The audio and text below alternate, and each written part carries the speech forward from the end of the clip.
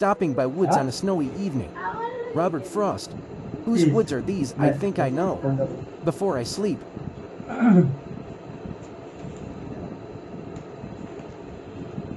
কবিতা বুঝো, কবিতা অত্যন্ত গুরুত্বপূর্ণ বোঝার জন্য।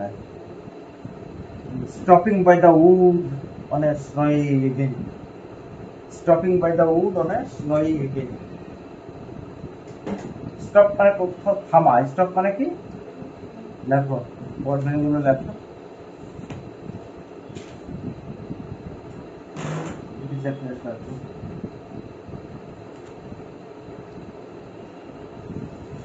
Stopping by the wood on a snowy evening. The poem is written by Robert Frost,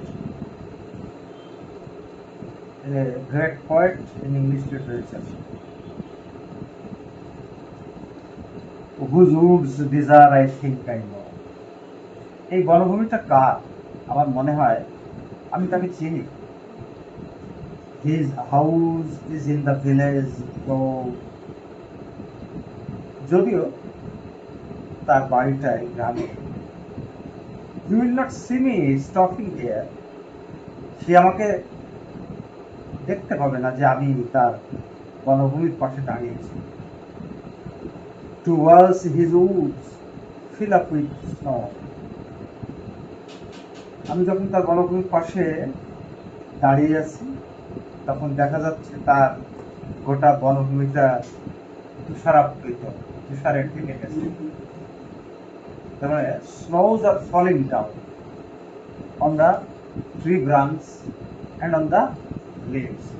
The green trees with its leaves has turned into a white covered sheet. তার মানে গোটা বনভূমিটা সাদা বরফে ঢেকে গেছে। My little horse must think it queer. আমার এই ছোট্ট ঘোড়াটি, অর্থাৎ কবি একটা ঘোড়ার পিঠে চড়ে জার্নি করতে করতে ওই বনভূমির পাশে যে যখন দাঁড়াইছে তখন তুষার পড়তেছে, তুষারাবৃত বনভূমি। তার যে ঘোড়ার পিঠে সে বসেছিল সেই ঘোড়াটি বলছে my little horse must think it queer. আমার এই ঘোড়াটি অবশ্যই মনে করবে কি অদ্ভুত একটা কাজ, কি বোকামিটাপূর্ণ একটা কাজ, যে তুষারাবৃত পরিবেশে এই বনের পাশে এসে থামা বা দাঁড়ানো। To stop without a farm house near. Farm house মানে হচ্ছে এক ধরনের থাকার জায়গা। সেই বনভূমির পাশে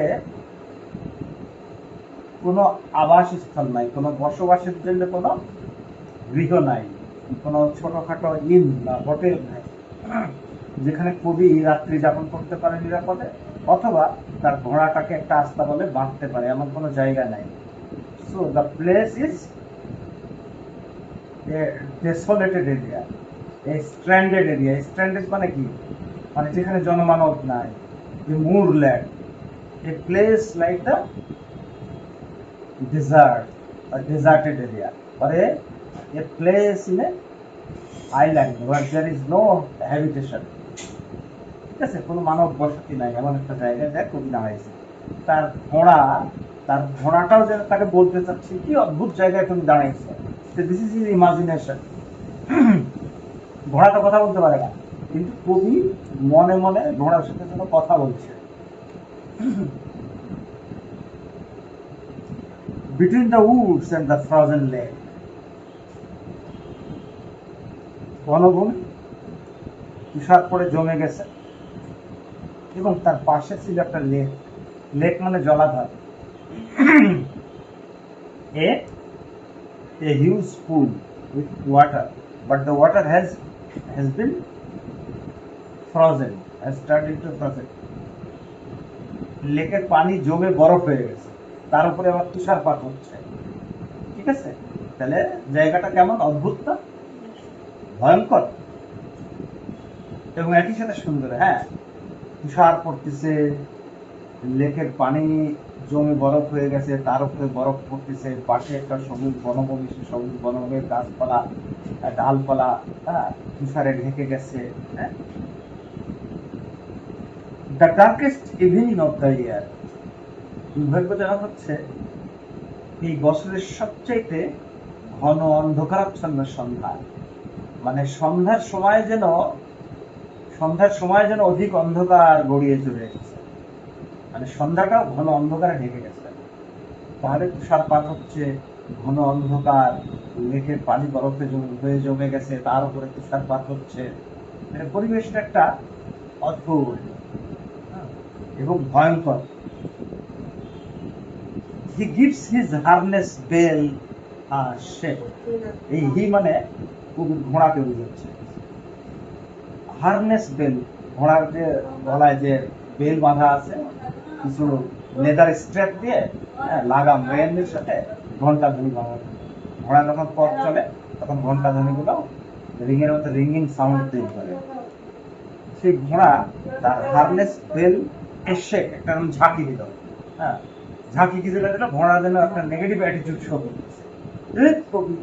কোথায় এসে দাঁড়ালেন, এ কেমন জায়গা, ঘন অন্ধকার, পানির লেক জমে গেছে, তুষারপাত হচ্ছে, থাকার কোনো ফার্ম হাউস নেই, তুই কেমন জায়গায় এসে দাঁড়ায়, তাই না?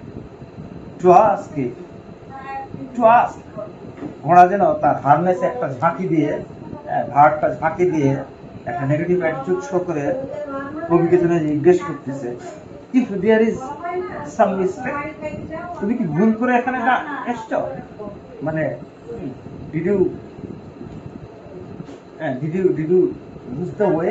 তুমি কি পথ হারিয়েছো? Have you lost the way? Why do you here? তুমি কেন এখানে? The only other sounds the sweet. এখানে কোনো নিঃশব্দের মধ্যে একটা মাত্র শব্দ এখানে পাওয়া যাচ্ছে, sounds the sweet of easy wind and downy flame. Easy wind, শীতের তুষারাবৃত সন্ধ্যায় সশব্দভাবে বাতাস প্রবাহিত হচ্ছে। The wind blowing with the hissing sound, শব্দে বাতাস প্রবাহিত হচ্ছে এবং বাতাসটা কেমন ঝড়, সুইপিং উইন্ড, সবকিছুকে যেন ঝাড়ু দিয়ে উড়িয়ে নিয়ে যাচ্ছে। বাতাসটা কেমন sweeping wind. This are the movement, all this are symbolic and this are beautiful images. Imagery মানে ছবি, এগুলো সব ইমেজ। এই যে downy flake, easy wind, harness bell, shed, farmhouse, তারপরে the wood with full of snow and the frozen lake, all these are symbol, images, প্রতিচ্ছবি। এই ছবিগুলো যেন আমাদের দৃষ্টিতে দেখো ভেসে উঠতেছে, তাই না? ছবিগুলো বোঝা যাচ্ছে না?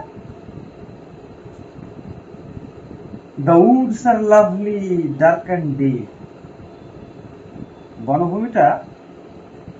বনভূমিগুলো লাভলি, সুন্দর, very beautiful, heart touching, heart soothing, eye catching আর আই সুদিং, মনোরম দৃশ্য।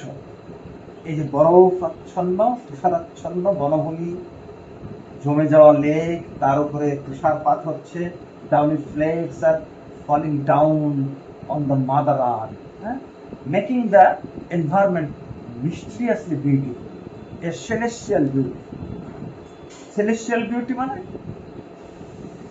মানে যে সৌন্দর্যটা স্বর্গ থেকে আসে, স্বর্গীয় সৌন্দর্য, অপরূপ সৌন্দর্য, uncomparably beautiful the place. এই জায়গায় এবার কবি দাঁড়াইছে, এরা বলতেছে the woods are lovely, এই বনভূমিগুলো অতীব চমৎকার, ডার্ক অ্যান্ড ডিপ, গভীর অন্ধকারাচ্ছন্ন। But I have the promises to keep, কিন্তু আমি প্রতিজ্ঞা করেছি। আই হ্যাভ প্রমিসেস, আমার প্রতিজ্ঞা আছে, আমার ভিতরে দৃঢ় একটা সংকল্প আছে। কি সেই সংকল্প? টু কিপ, যে সংকল্প আমাকে রাখতেই হবে। I must keep my promise. সেই প্রমিসটা কি? And miles to go before I see, আমি ঘুমিয়ে যাবার পূর্বে আমাকে আরো শত শত মাইল পথ অতিক্রম করতে হবে। মাইলস শব্দটার একটা প্লুরাল ফর্ম বোঝাচ্ছে, কত মাইল এটা বলা নাই। Miles, 1 mile, 2 mile, 10 mile, 20 mile, 100 mile, innumerable. মানে the poet must march forward to investigate or to explore the world where he wants to go. তার জার্নির কোনো ডেস্টিনেশন এখানে ঠিক করা নাই, কিন্তু ডেস্টিনেশনের পথে এই জায়গাগুলি সবই তার বাধা। সমস্ত বাধা অতিক্রম করে কবি ঘুমিয়ে পড়ার পূর্বে সেখানে যাবে তার গন্তব্য। And miles to go before I sleep, আমি ঘুমিয়ে পড়াবো। এখানে তোমার কবিতাটা বোঝার আগে এই যে বিফোর আই স্লিপ এই শব্দটা আমরা বের করে নিই। এই স্লিপ কবির মৃত্যুকে বোঝাচ্ছে। হ্যাঁ, and miles to go, শত শত পথ সে অতিক্রম করবে, এটা কবির জীবন সংগ্রাম, লাইফ স্ট্রাগল। তাহলে এবার আসি আমরা সিম্বলিক মিনিং এর ভিতরে প্রবেশ করি। এখানে স্লিপ মানে মৃত্যু, আর এই যে কবি ঘোড়ার পিঠে চড়ে ভ্রমণ শুরু হয়েছে, এটা হচ্ছে তার জীবন চলার পথের journey, the struggle of life, the strike of life. কবি তার জীবন চলার পথে অনেক বাধা বিপত্তির সম্মুখীন হবে। এখানে কবি নিজেকে দিয়া গোটা সমাজের মানুষ বা মানব জাতির সভ্যতার পথে এগিয়ে যাওয়াকে বোঝাচ্ছে। বুঝতে পারছো এবার কবিতা?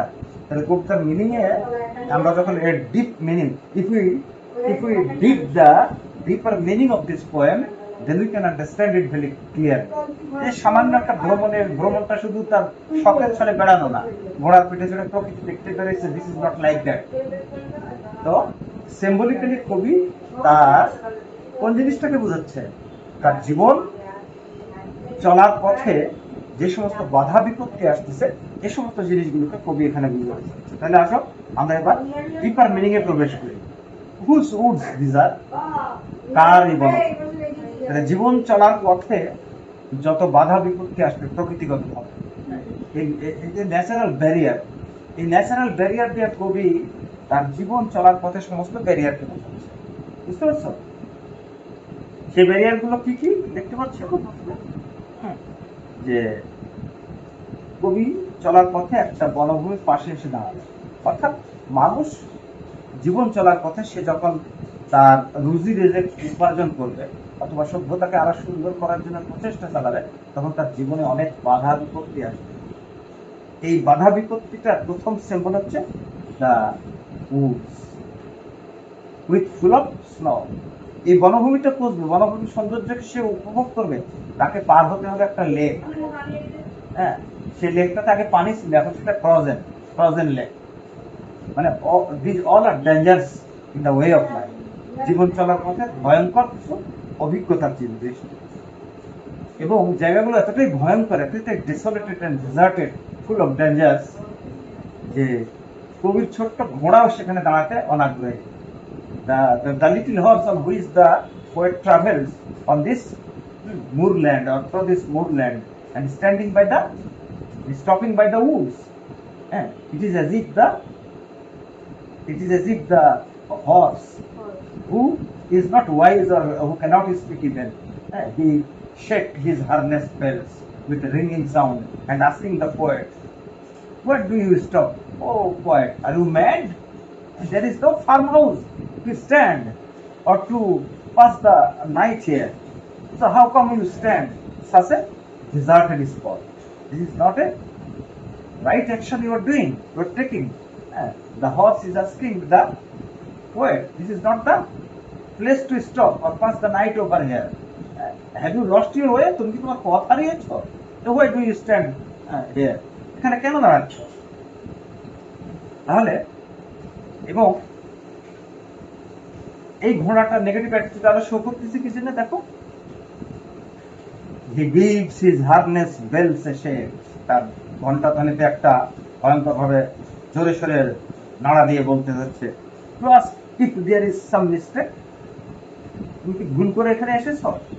যখন the lake has turned into a frozen spot, frozen pool, where the flakes are falling, the snowy flakes are falling very huge in quantity, and it has made the environment look that as if the total natural environment has worn a gown of white flake. সাদা তুষারের জন্য একটা coat করছে, Downey ফ্লেক একটা coat মানে গায়ে দিয়েছে, গোটা বনভূমি আবৃত হয়ে গেছে তুষারে। এই তুষার ঢাকা পরিবেশ পরিস্থিতিটাকে এখানে বোঝানো হচ্ছে, এবং কবিকে তাই ঘোড়াটা প্রশ্ন করতেছে, why do you stand here? হ্যাঁ, this is not a place to survive. এটা বেঁচে থাকার মতো জায়গা নয়। তার মানে the way of life is full of barricades, full of bars, full of dangers. মানে তুমি যখন জীবনে কোনো উন্নতির পথে, অগ্রগতির পথে যেতে চাবে, সে জীবনটা খুব স্মুথ নয়। Life is not the bed of roses. জীবন ফুলসজ্জার বিছানা নয়। The life is full of struggle.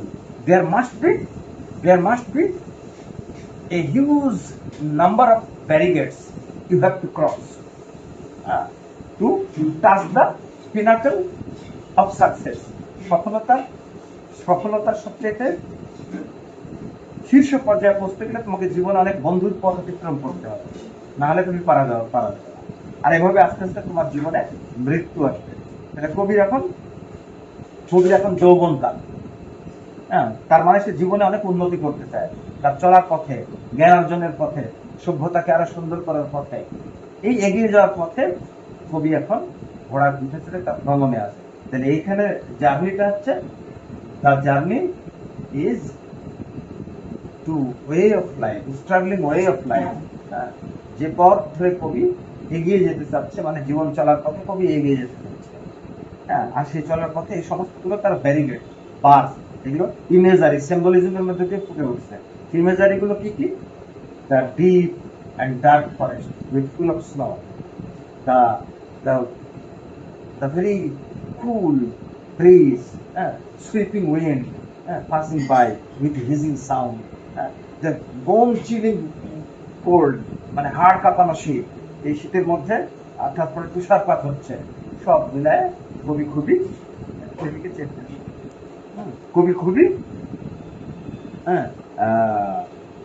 কবি উদ্বিগ্ন, তার হর্সটা উদ্বিগ্ন। কিন্তু কবি বলছে এখানে last 4 lines of this poem is the major hitting punching line. The woods are lovely dark and deep, but I have the promises to keep, and miles to go before I sleep, and miles to go before I sleep.